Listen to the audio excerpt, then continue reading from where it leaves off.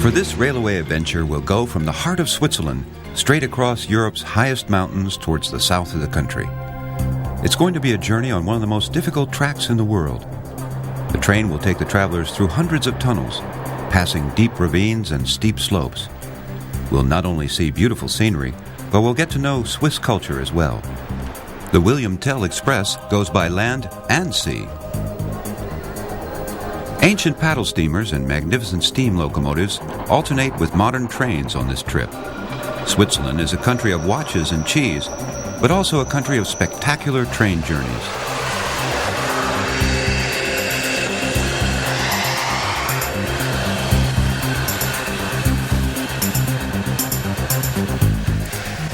The journey starts in the heart of Switzerland, in Lucerne.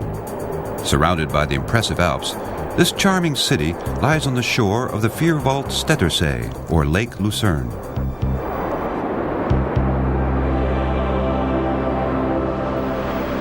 Lucerne is a city with many faces. Modern buildings on broad avenues alternate with centuries-old houses along twisting alleys. Wherever you go in Lucerne, there's always a view of the lake. The crystal-clear water comes from the mountains surrounding Lucerne. These mountains have protected the city through the ages, and that's why so many beautiful things have been so well preserved here.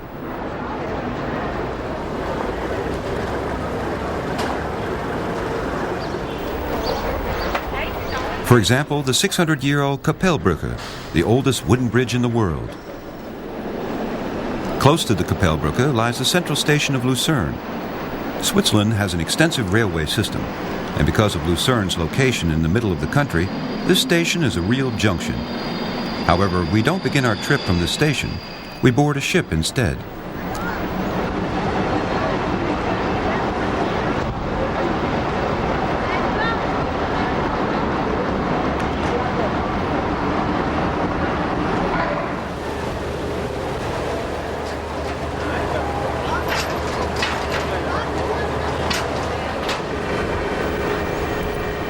We're headed for Flüelen, on the other side of the lake. The boat that takes us there is a real paddle steamer.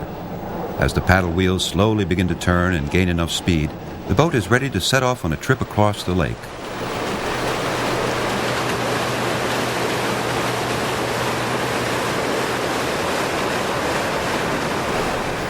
The old paddle steamer is part of the William Tell Express. This is a combined train-boat journey. In 3 hours' time, the boat crosses the lake and arrives in the town of Fitznau. There are 4 of these magnificent paddle steamers on Lake Lucerne. Every year they carry millions of passengers. Not only the scenery is beautiful, but the ship itself is a jewel.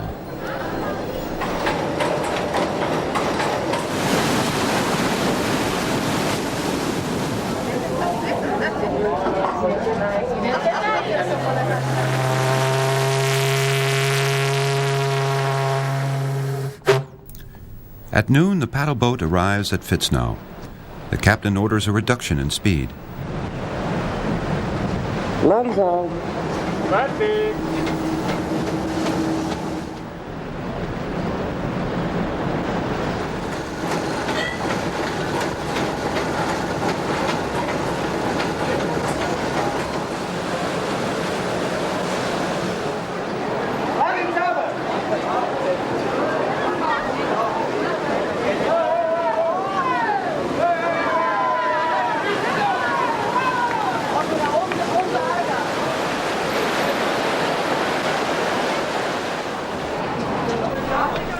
Passengers go ashore and find themselves right in the center of Fitznau.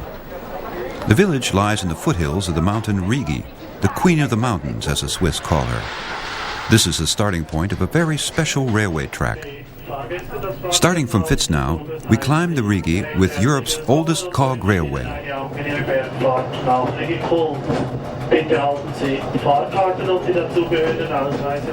Immediately outside the village, it becomes clear to us why this trip is so special. Not only the railway track is magnificent, but the views themselves are breathtaking.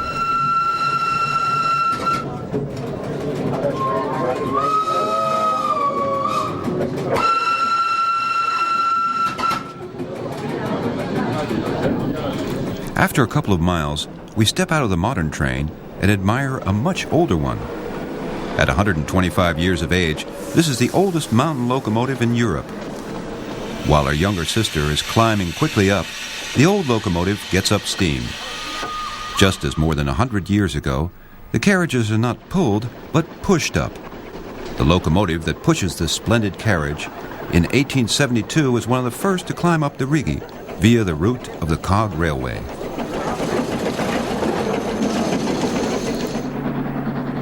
And while the locomotive starts its climb for the umpteenth time, we board a ship to continue our journey. The church of Fitznau waves goodbye to us as the ship heads for the monuments built in memory of Switzerland's national hero, William Tell.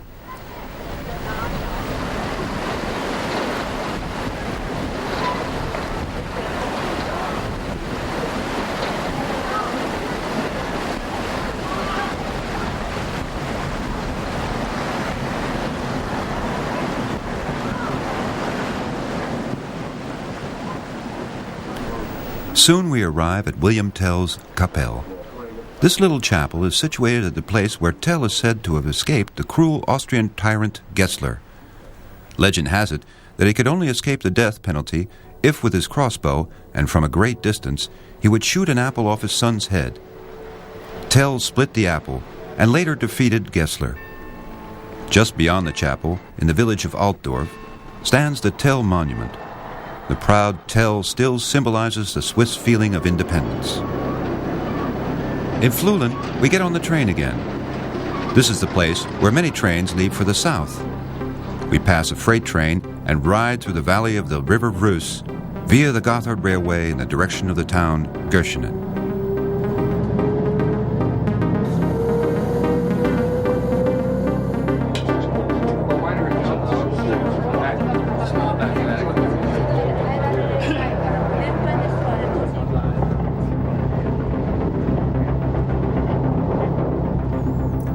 As previously stated, Switzerland has an extensive rail network, in spite of the many mountains. In total, more than 5,500 kilometers of railway were built through one of the most inaccessible territories in the world. This has been realized by, among other things, the construction of more than 600 tunnels and as many as 6,000 bridges.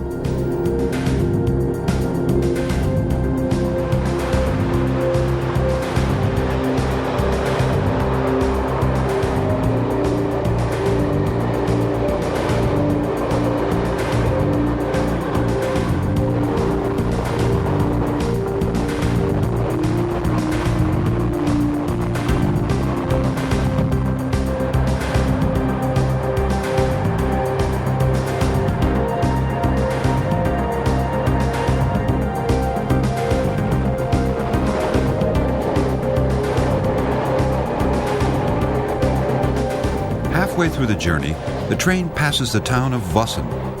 The St. Gallus Church towers high above the village. Because the train goes through several loop tunnels to gain necessary height, the train passengers pass the village 3 times.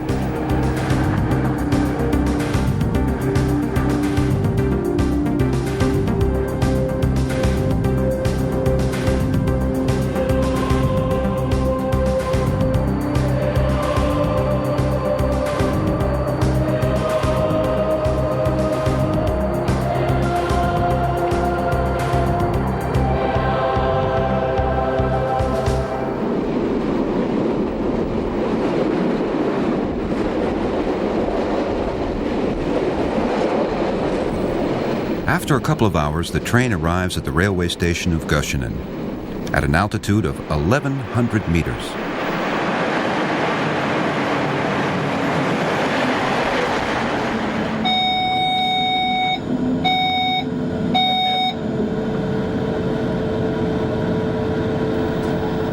Gotthard lies at the entrance of a valley, where the Dammerstock, measuring 3,630 meters, is the highest mountain in the area.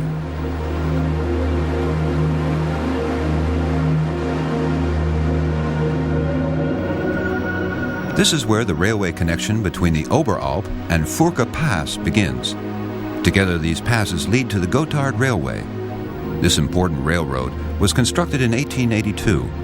For centuries, it had been a trade route between northern and southern Europe. The arrival of the train made the connection much easier.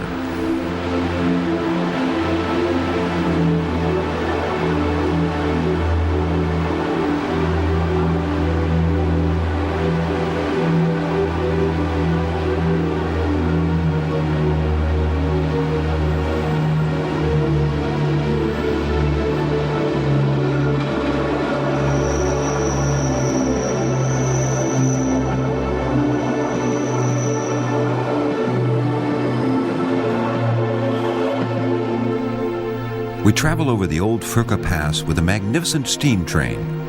Traveling on this train is a real adventure.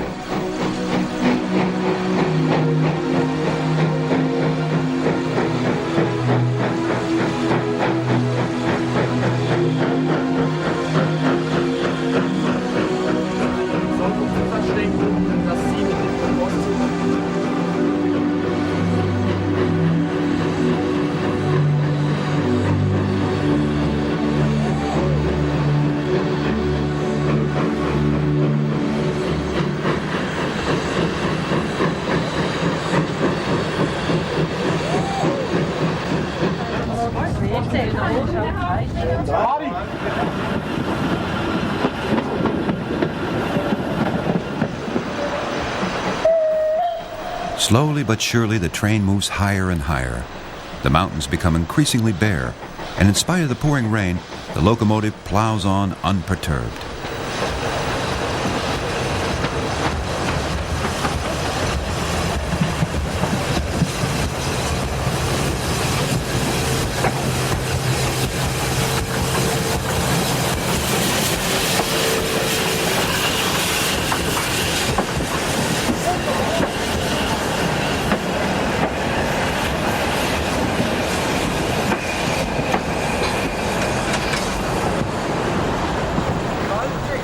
Later, we depart for Gotthard. Almost immediately, the train enters a tunnel. It's only one out of the many that will follow on this trip. Measuring 15 kilometers, the Gotthard tunnel is the longest of these.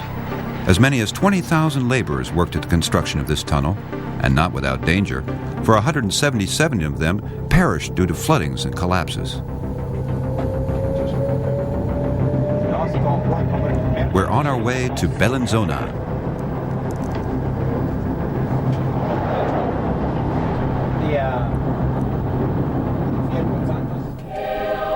Beyond the Gotthard tunnel lies the Leventina Valley.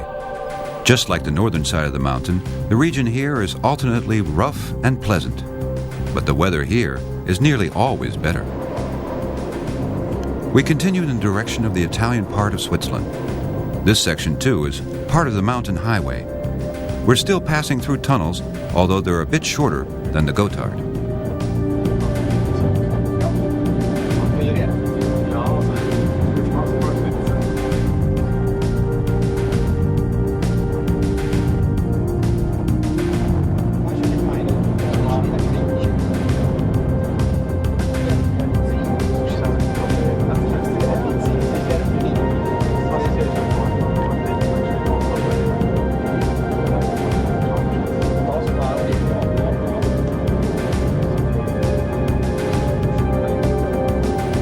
Now we're traveling through the province of Ticino. Bellinzona is the capital of this Italian-oriented province. Its railway station already comes into view.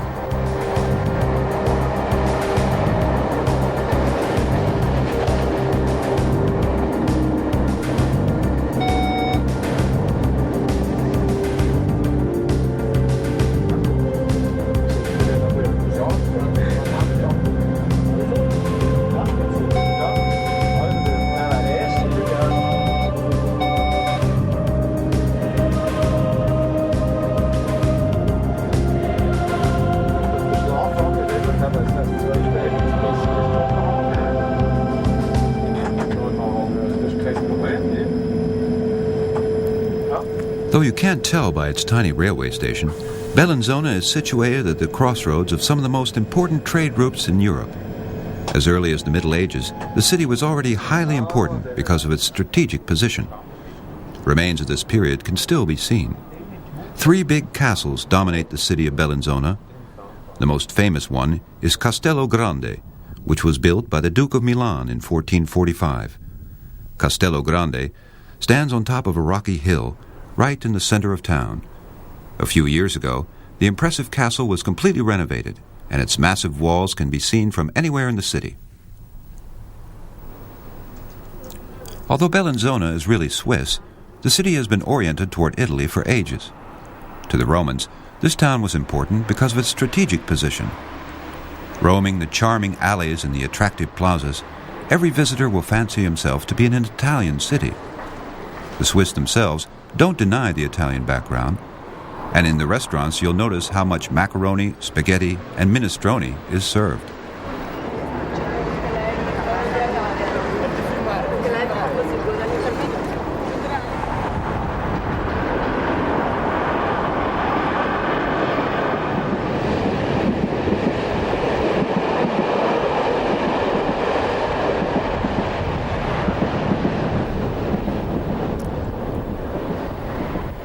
The train signals our departure again. We leave the city of castles and set off on a short trip to Locarno and Maggiore.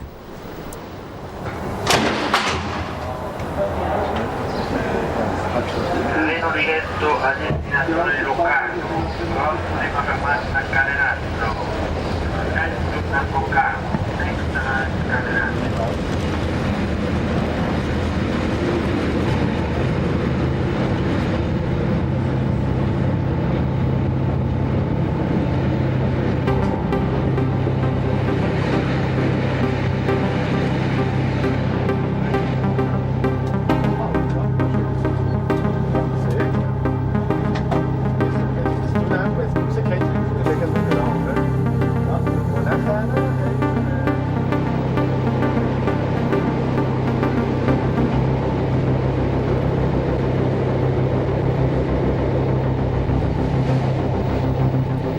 We keep on traveling to the south and ride through the foothills of the Alps.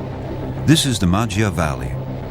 The sun shines here more than anywhere else in Switzerland and brightens our journey through this wonderful landscape.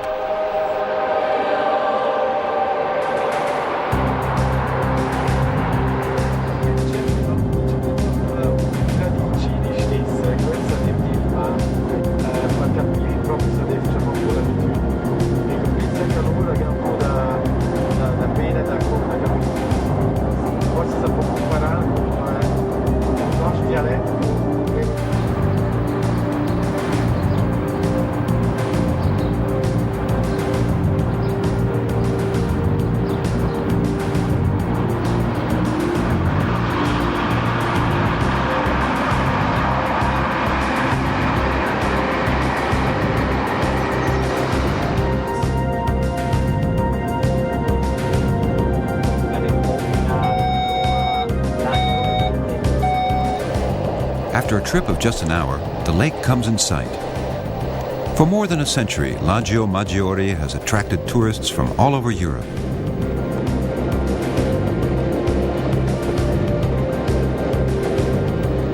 On this lake, only 1/5 of which is Swiss, is one of the country's most beautiful cities, Locarno.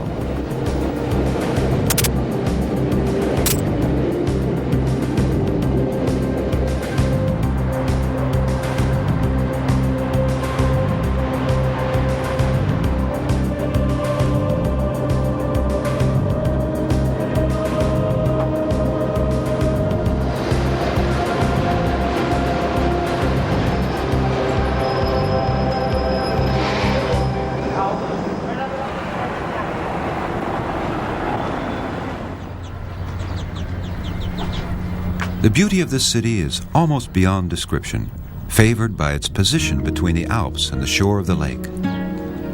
For some time now, rich Italian ladies have come here to enjoy the lake and the weather. Romantic Locarno has a subtropical climate and the largest number of hours of sunlight in Switzerland. The city is also famous for its abundance of beautiful flowers. Thousands of magnolias, camellias, and oleanders grow here.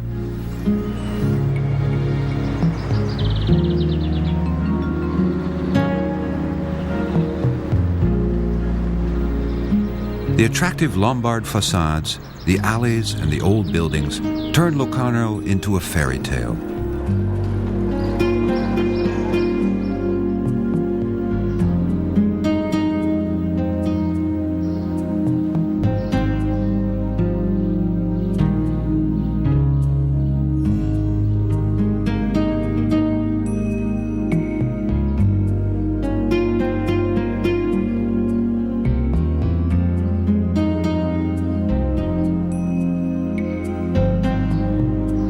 Locarno is where both Italy and Switzerland's well-to-do built their second homes. The sky blue, terracotta, and mustard-colored facades and the beautiful flowers in the city match perfectly.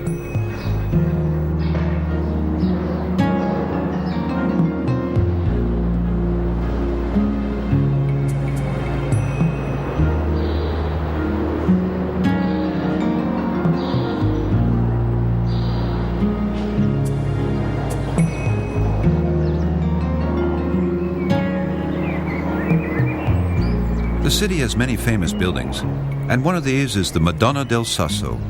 This pilgrim's church, dating from the 17th century, is situated on a rock high above the city. Inside the church you can admire fine Gothic wood carving, but once outside you find even better the view from the mountaintops high above Locarno. The area surrounding the lake is also worth seeing. We seize the opportunity and get on the train to conclude our trip with a splendid tour.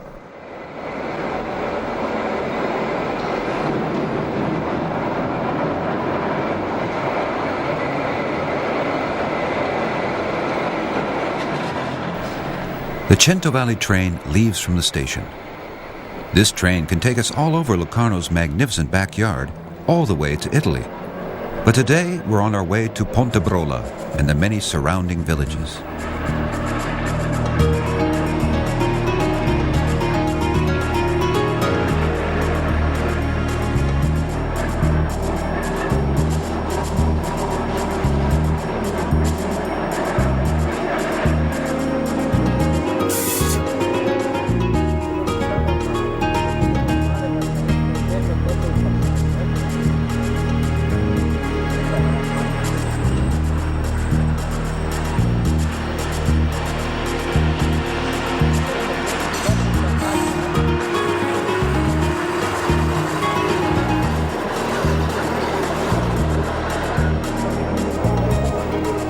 Via the twisting railway, the Centovalli train moves in the direction of Italy.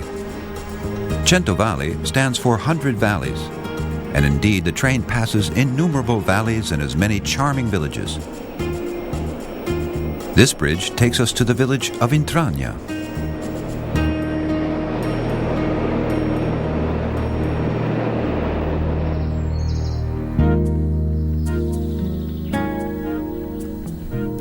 We stop in one of the many villages tucked away between the mountains. These villages have Italian names like Verdasio, Vercio, or Cavagliano. Here time seems to stand still, and silence is only broken by the murmur of the streams.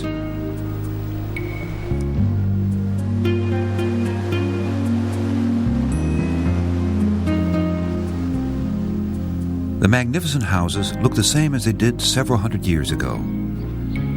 Here at the borderlands of Switzerland and Italy, silence is overwhelming. It's a beautiful place to end this part of Railway.